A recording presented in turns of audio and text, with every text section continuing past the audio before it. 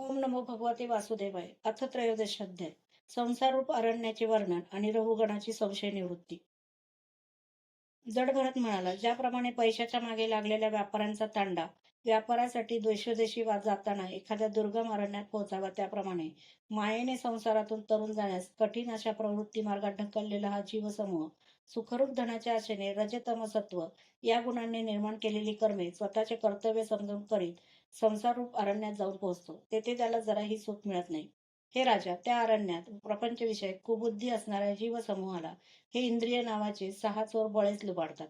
म्हणजेच धर्मासाठी वापरायचे द्रव्य स्वतःच्या उपभोगासाठी वापरतात. लांडग्यांनी कळपातील मेंढराला आपापल्याकडे ओढावे, तसे स्त्रीपुत्रादी रूप कोल्हे परमार्थविषयी बेसावध असणाऱ्या जीवाला आपापल्याकडे ओढत असतात. पुष्कळ वेली, गवत, झुडपे यामुळे जाण्यास कठीण अशा गुहेत पोहोचलेल्या माणसाला डास मधमाशा यांनी हैराण करावे, त्याप्रमाणे कामना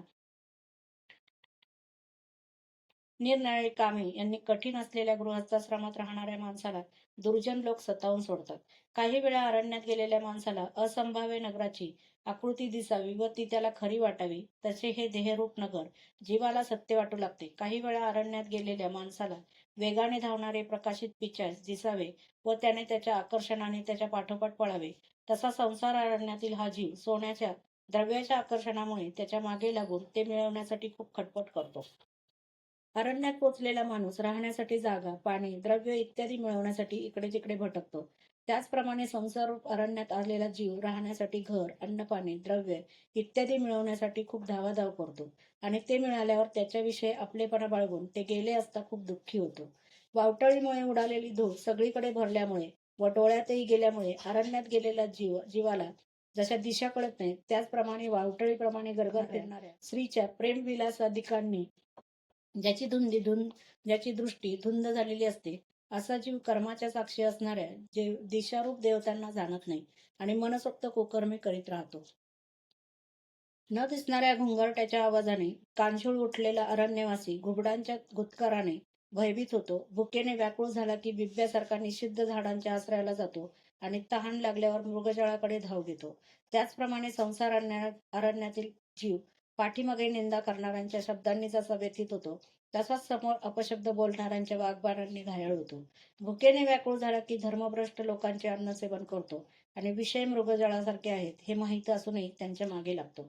पाणी नसणाऱ्या नदीत पडल्यामुळे माणसाचे हातपाय मोडतात व पाणीही मिळत नाही. त्याप्रमाणे हा जीव इह परलोकी दुःखदायक असणाऱ्या नास्तिक मतांचा स्वीकार करून दुःखी होतो. नातलगांकडून अन्न वस्त्रादिकांची आशा करतो. अरण्यवासी कधी वणव्यात सापडून होरपळतो, तर कधी पिशाचांना पाहून जीव घेतल्यासारखा दुःखी होतो. तसाच संसार अरण्यातील प्राणी वणव्यासारखा दुःखदायक घरात राहून कधी शोकाग्नीने होरपळतो, तर कधी राजाने प्राणाहून प्रिय धन, कर इत्यादी रूपाने हिरावून घेतल्याने जीव गेल्यासारखा कष्टी होतो. अधिक बलवान असलेला कोणी कधी याचे धन हिसकावून घेतले तर हा दुःखी होऊन शोकाने आणि मोहाने निश्चित होऊन पडतो आणि कधी गंधर्व नगरीप्रमाणे असणाऱ्या मनासारख्या नातलगात जाऊन घटकाभर सर्व दुःख विसरून आनंद मानू लागतो. काट्याकुट्यांनी पायाची चाळणी झालेला अरण्यवासी जेव्हा पर्वतावर चढू इच्छितो तेव्हा उदास होतो.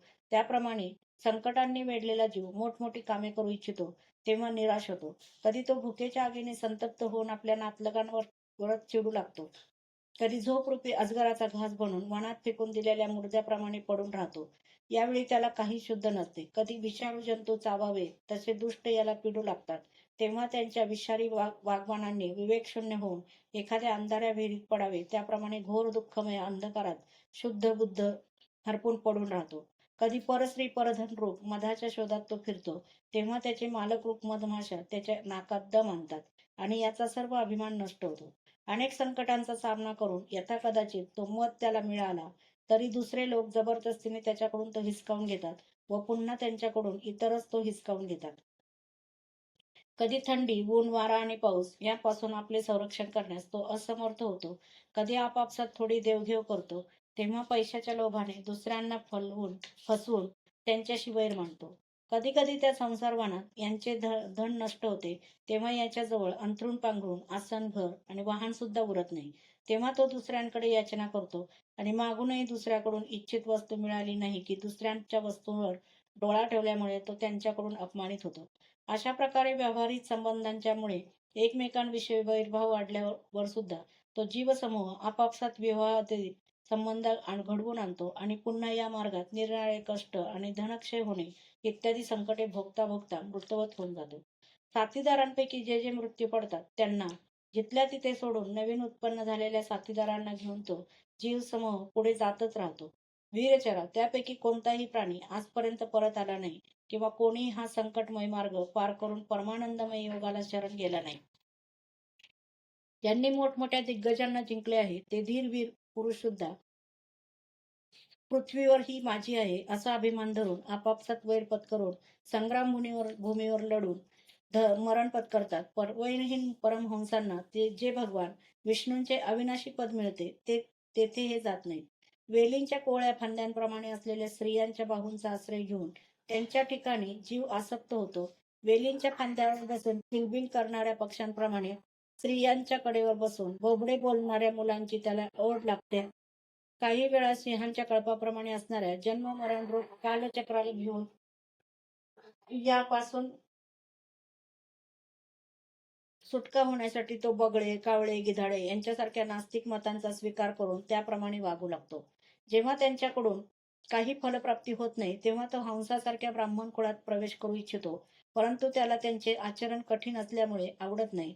म्हणून वानरासारख्या आचारशून्य लोकांशी मैत्री करून त्यांच्या जाती स्वभावानुसार दाम्पत्य सुखात मग्न होऊन विषयभोगांनी इंद्रियांना तृप्त करीत राहतो आणि एकमेकांशी तोंडे पाहण्यातच आपल्या आयुष्याचा कालावधी विसरतो.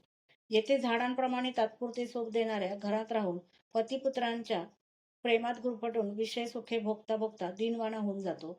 अशा रीतीने या संसार बंधनातून बाहेर पडायला असमर्थ असलेला तो स्वतःच्या या चुकीमुळे पर्वताच्या कड्यांवरून खाली दरीत कोसळावे तसा रोगादी दुःखात सापडतो.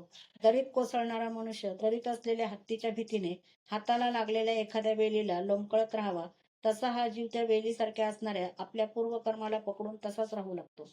शत्रू जमाना एखाद्या वेळी या ना त्या रीतीने या आपत्तीतून त्याची सुटका झाली तरी तो पुन्हा आपल्या गोतावळ्यातच येतो. जो मनुष्य मायेच्या प्रेरणेने एक वेळ या प्रवृत्ती मार्गात येऊन पोहोचतो तो संसार चक्रात फिरत राहिल्याने शेवटपर्यंत त्याला आपल्या परमपुरुषार्थाचा पत्ता लागत नाही.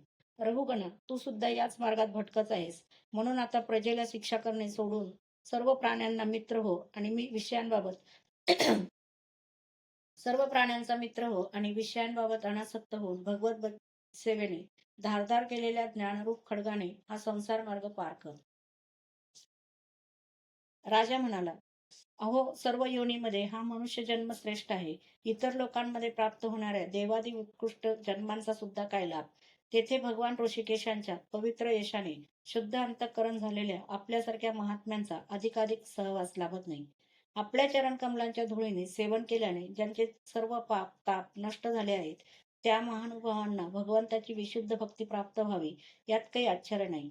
आपल्याशी 2 घटकात सहवास झाल्याने माझे सर्व कुतर्क मूलक अज्ञान नष्ट झाले आहे.